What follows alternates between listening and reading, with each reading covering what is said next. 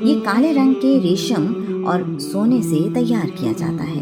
غلاف ہر سال حج کے موقع پر تبدیل کیا جاتا ہے۔ پرانے غلاف کے ٹکڑے آج کل پوری دنیا میں تحفے کے طور پر بھیج دیے جاتے ہیں۔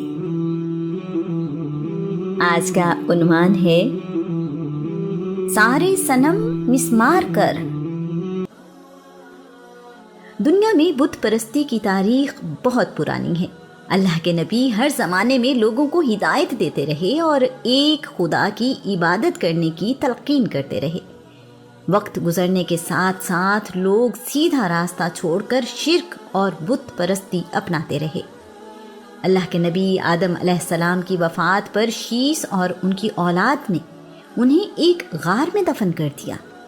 اللہ کے نبی شیس کی اولاد اپنے دادا کی قبر پر جا کر انہیں یاد کرتی تھی۔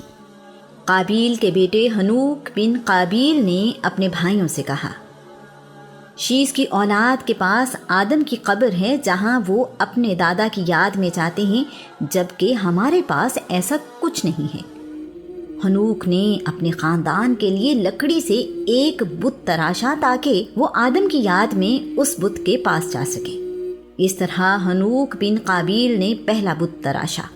صدیاں گزرنے کے بعد انسانی آبادی اور نسل بڑھتی گئی۔ اس زمانے میں انسانی عمر بھی سینکڑوں سال ہوا کرتی تھی۔ ود، سوا، یغوس، یعوق اور نصر بڑے نیک لوگ تھے جو باری باری 1 مہینے کے اندر وفات پا گئے۔ ان نیک لوگوں کی وفات سے ان کی قوم بہت غمگین تھی۔ قابیل کے ایک بیٹے نے ان لوگوں سے کہا، تم لوگ اپنے پیاروں کے چلے جانے سے بہت غمزدہ ہو، کیوں نہ میں تمہیں ان کی تصویریں بنا دوں جنہیں دیکھ کر تم خوش ہو جاؤ۔ اس نے ان 5 لوگوں کی تصویریں بنا دی اور انہیں جگہ جگہ رکھ دیا۔ لوگ ان لکڑی پر بنی ہوئی تصویروں کے پاس جاتے اور اپنے رشتہ داروں کو یاد کرتے تھے۔ ایسا کئی نسلوں تک ہوتا رہا۔ لوگ اپنے بزرگوں اور رشتہ داروں کو عزت اور محبت سے یاد کرتے رہے۔ آہستہ آہستہ لوگوں نے ان کی عبادت کرنا شروع کر دی۔ یہ قوم قابیل کی اولاد تھی۔ اللہ کریم نے اپنے نبی ادریس کو اس قوم کی طرف بھیجا۔ ادریس نے ان لوگوں کو سمجھایا، تم ان تصویروں یعنی بتوں کی عبادت نہ کرو، ایسا کرنا شرک ہے۔ اس قوم نے ادریس کی بات نہ مانی۔ اللہ کے نبی نوح کے آنے تک لوگ بتوں کی عبادت میں بہت سخت ہو چکے تھے۔ نوح نے اللہ کا حکم ماننے والوں کو اپنی کشتی میں سوار کیا۔ اس وقت نوح کی عمر 600 سال تھی۔ جب اللہ کا دین ماننے والے کشتی میں سوار ہو گئے تو پانی کے سیلاب اور بارش کے عذاب نے ان کی قوم کو آ لیا۔ اس پانی نے ساری زمین کو اپنی لپیٹ میں لے لیا۔ سیلاب نوح میں پہاڑوں پر رکھے ہوئے لکڑی کے تختے جن پر تصویریں بنی ہوئی تھیں اور لوگوں نے ان کی عبادات شروع کر دی تھیں، پانی میں بہہ گئے۔ پانی کی لہریں انہیں ادھر ادھر لے جاتی رہیں۔ جب پانی اترا تو یہ تختے جدہ کے قریب ساحل پر رک گئے اور صدیوں وہیں پڑے رہے۔ زمانے کی تبدیلیوں اور طوفان میں یہ تصویروں والے لکڑی کے تختے ریت اور مٹی کے اندر دب گئے۔ اللہ کے نبی ابراہیم نے بھی لوگوں کو ہدایت کی راہ دکھانے کا کام بہترین صورت میں انجام دیا۔ ایک ایسی جگہ اپنی اولاد کو بسایا جہاں کوئی کھیتی باڑی نہیں تھی۔ ابراہیم نے اسماعیل کے ساتھ مل کر اللہ کریم کی عبادت کے لیے ایک گھر بنایا جسے ہم بیت اللہ یا کعبہ کہتے ہیں۔ وقت گزرنے کے ساتھ ساتھ ان کی قوم پھیلتی گئی اور مکہ سے دور علاقوں میں بھی جا بسی۔ وہ لوگ جاتے ہوئے کعبہ سے محبت کے اظہار میں کعبہ کے پتھر برکت کے لیے اپنے ساتھ لے گئے۔ اپنے شہروں اور گھروں میں رکھ کر ان پتھروں کا طواف کرنے لگے جیسے وہ بیت اللہ کا طواف کرتے تھے۔ اسی نے وقت کے ساتھ ساتھ بت پرستی کی شکل اختیار کر لی۔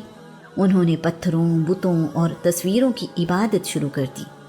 اللہ کے نبی ابراہیم کا دین بھول گئے، توحید کے ماننے والے مشرک بن گئے۔ بنی اسماعیل میں سب سے پہلے بت پرستی کرنے والے کا نام حزیل بن مدرکہ تھا۔ مکہ میں بنی جرہم قبیلے کی حکومت تھی۔ بنی خزاعہ کے عامر بن لوہی نے بنی اسماعیل کے ساتھ مل کر بنی جرہم کو شکست دی اور انہیں مکہ سے نکال دیا۔ इस तरह अमर बिन लुहई काबा का मुतवल्ली बन गया। कुछ अरसा गुजरने के बाद अमर को एक बीमारी ने आ लिया।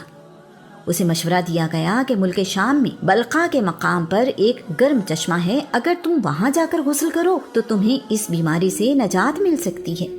अमर मुल्क शाम गया और उस चश्मे से गुस्ल के बाद वो वाकई तंदुरुस्त हो गया। उसने देखा कि बलका यानी मुल्क शाम के लोग बुतों की इबादत कर रहे हैं। ये सब अमर के लिए नया था। वो बुतों को और लोगों को उनकी इबादत करते हुए गौर से देखता रहा। अमर ने उनसे कहा, तुम लोग क्या कर रहे हो?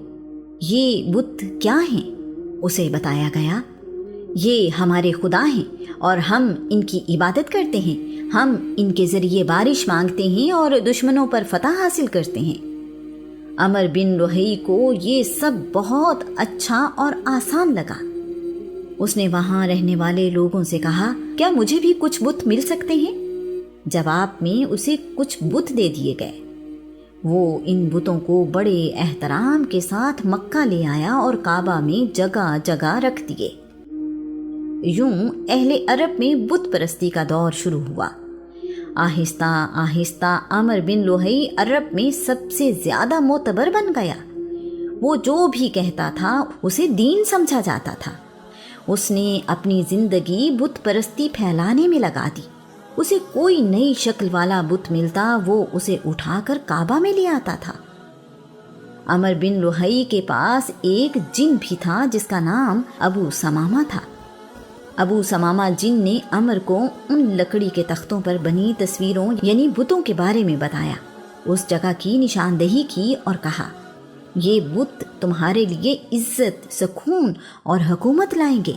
इन्हें मिट्टी से निकाल लाओ। ये बुत हर मुश्किल और बुरे वक्त में तुम्हारी मदद करेंगे। अमर मिट्टी और रेत में खुदाई करके उन बुतों को अपने साथ ले आया और काबा में रख दिए। उस साल हज के मौके पर अमर ने लोगों से कहा, ये तुम्हारे खुदा हैं, इनकी इबादत करो। ये तुम्हें मुश्किल वक्त से बचाएंगे और तुम्हारी मदद करेंगे। दुश्मन के खिलाफ जंग में तुम्हारा साथ देंगे। मक्का के तकरीबन हर घर में बुत मौजूद थे। तमाम लोग घर से बाहर निकलने से पहले अपने बुत को सलाम करते, छूते, उससे अपनी हिफाजत और कामयाबी की दुआ मांगते। घर वापस आते ही वो अपने बुतों के सामने हाजिर होते और उन्हें सलाम करते। सफ़र के दौरान जब कहीं रात गुजारने के लिए रुकते तो 4 पत्थर ढूंढते, उनमें से बेहतरीन पत्थर को खुदा बना लेते और बाकी 3 पत्थरों को खाना बनाने के लिए चूल्हे के तौर पर इस्तेमाल करते थे। इसके बाद अरब में बुत परस्ती आम हो गई। हर कबीले का अपना खुदा था। ऐसे लोग जो बुतों की इबादत नहीं करते थे, एक खुदा पर यकीन रखते थे। उनके घरों में बुत मौजूद नहीं थे। उन्हें अरब में हनीफ कहा जाता था। इस्लाम आने से पहले के ज़माने में पाए जाने वाले बुतों के मुतालिक मालूमात दिलचस्पी के लिए यहाँ बयान की जा रही हैं। मनात, अरब में सबसे पुराना बुत मनात था। इस बुत की शक्ल औरत जैसी थी। ये बहीराए आहमर के साहिल पर खुदैत के मकाम पर नस्ब था। मनात अरब के 3 बड़े खुदाओं में से एक था। सूरह अन-नज्म में इन तीनों लात, मनात और उज़्ज़ा का जिक्र किया गया है। वो लोग खुदा की बेटी के तौर पर मनात की इबादत करते थे। कबीला बनी अज़द और बनी गुस्सान मनात का हज भी किया करते थे। मनात की हाजिरी के बगैर उनका हज मुकम्मल नहीं होता था। बनी औस और बनी खजरज हज और उम्रे का एहराम मनात के पास आकर खोला करते थे। मनात के बुत के सामने कुर्बानी करना आम था। लात, ताइफ के रहने वाले बनी सकीफ इसकी इबादत करते थे। ये बुत भी एक औरत की शक्ल का था, क्योंकि इसकी इबादत करने वाले इसे भी खुदा की बेटी तसव्वुर करते थे। ये बुत ताइफ में एक चकोर टीले पर नस्ब था और इसके ऊपर एक मकान बना हुआ था। ताइफ के लोग लात के टीले का तवाफ भी करते थे। इस टीले के करीब एक शख्स सत्तू का मशरूब बनाकर पिलाया करता था। उस शख्स के मरने के बाद उसका बुत बनाकर उसकी इबादत भी शुरू कर दी गई। उसका नाम अलात रखा गया। قریش بھی اللات کو خدا مانتے تھے اور رات سونے سے پہلے اس کی عبادت کیا کرتے تھے۔ اللہ کریم قرآن پاک میں اس بارے ارشاد فرماتا ہے، کیا تم نے کبھی لات و عزیٰ اور اس تیسرے بت منات کو دیکھا ہے؟ اور کیا کبھی اپنے اس دعوے پر غور کیا ہے کہ تمہارے بیٹے ہیں اور رب کی بیٹیاں؟ یہ تو بڑی ہی بے تکی اور سفاکانہ تقسیم ہے۔ عزیٰ، عرب میں تیسرا بڑا بت عزیٰ تھا۔ اس کی شکل بھی عورت کی سی تھی۔ ان کے عقیدے کے مطابق عزیٰ خدا کی 3 بیٹیوں میں سے ایک تھی۔ مکہ سے چند کلومیٹر دور وادی نخلا میں ببول کے ایک درخت کے نیچے یہ بت نصب تھا۔ بعد میں عمر بن لوہی نے ہی اس کا بت بنوا کر بیت اللہ میں بھی رکھوا دیا۔ عرب کے لوگ حلف لینے کے لیے لات اور عزیٰ کی قسم اٹھایا کرتے تھے۔ جنگ میں بھی وہ ان دونوں بتوں کے نعرے لگایا کرتے تھے۔ ابو عبیدہ سعید بن عاص بنی امیہ کا ایک بڑا سردار تھا۔ اپنی زندگی کے آخری دنوں میں بیمار ہو گیا۔ ابو عبیدہ کے روب کا اندازہ اس بات سے لگایا جا سکتا ہے کہ جس رنگ کی پگڑی ابو عبیدہ پہنتا تھا، مکہ میں کوئی اور اس رنگ کی پگڑی نہیں پہن سکتا تھا۔ قرآن مجید میں عزیٰ کے بارے میں آیات نازل ہوئیں تو وہ غصے میں تھا اور پریشان بھی۔ ابو لہب اس کی عیادت کرنے گیا تو ابو عبیدہ رو رہا تھا۔ ابو لہب نے پوچھا، قریش کے سردار کو کس بات نے رلا دیا ہے؟ کیا موت کا ڈر ہے؟ ابو عبیدہ نے کہا، نہیں، ایسا نہیں ہے۔ مجھے ڈر ہے کہ میرے مرنے کے بعد عزیٰ کی عبادت نہیں کی جائے گی۔ ابو لہب کہنے لگا، خدا کی قسم، لوگ عزیٰ کی عبادت تمہاری وجہ سے نہیں کرتے۔ تمہارے مرنے کے بعد بھی عزیٰ کی عبادت جاری رہے گی، تم اس بات کی فکر نہ کرو۔ ابو عبیدہ نے ابو لہب کا جواب سنا تو خوشی سے مسکرانے لگا اور بولا، مجھے سکون ہے کہ میرے بعد عزیٰ پر جان نثار کرنے والا اور اس کا خیال رکھنے والا موجود ہے۔ عزیٰ کے بت کے آس پاس بہت سارے درخت تھے۔ رسول اللہ نے فتح مکہ کے بعد خالد بن ولید کو ان درختوں کو کاٹنے کا حکم دیا۔ 3 درخت کاٹنے کے بعد ایک بد شکل عورت نظر آئی جو اپنے خدا ہونے کا دعویٰ کر رہی تھی۔ خالد نے اسے توبہ کرنے کے لیے کہا، لیکن وہ اپنے دعوے پر قائم رہی۔ خالد نے رسول اللہ کی ہدایت پر اس عورت کو قتل کر دیا۔ ہبل، قریش کے سب سے بڑے دیوتا کا نام ہبل تھا۔ عرب فال نکالنے کے لیے اسی بت کے پاس جایا کرتے تھے۔ ہبل کو نصب کرنے والے کا نام خزیمہ بن مدرکہ تھا، اس لیے اس بت کو ہبل خزیمہ بھی کہا جاتا تھا۔ ایک روایت کے مطابق اس بت کا اصل نام بال تھا، جو ملک شام کا سب سے بڑا دیوتا تھا۔ بعد میں بال بگڑ کر ہبل بن گیا۔ یہ سرخ پتھر یعنی عقیق سے تراشا گیا انسانی شکل و صورت کا بت تھا۔ اس بت کا دایاں بازو ٹوٹا ہوا تھا جسے قریش نے سونے سے بنوا کر لگا دیا۔ عرب کوئی بھی اہم کام کرنے سے پہلے ہبل کے سامنے فال نکالا کرتے تھے۔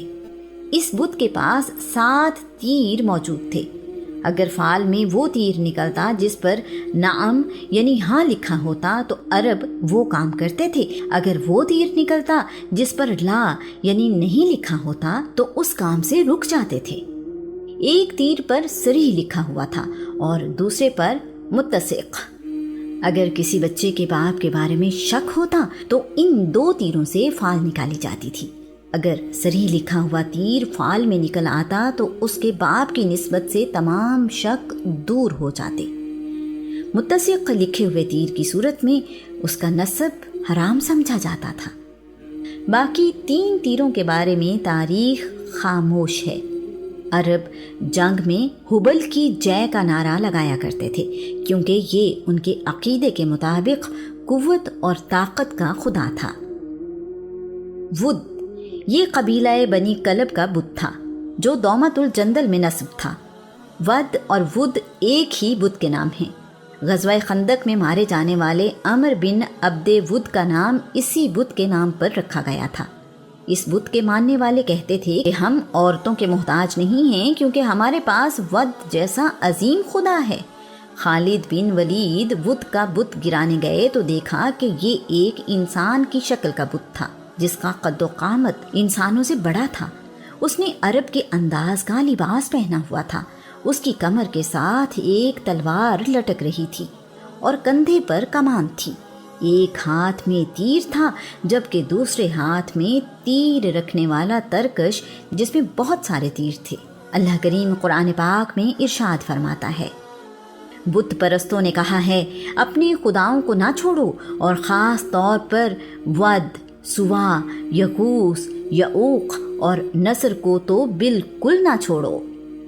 اصاف اور نائلہ۔ اصاف بت کی شکل ایک انسان جیسی تھی۔ لوگ اس بت کا طواف کرتے تھے۔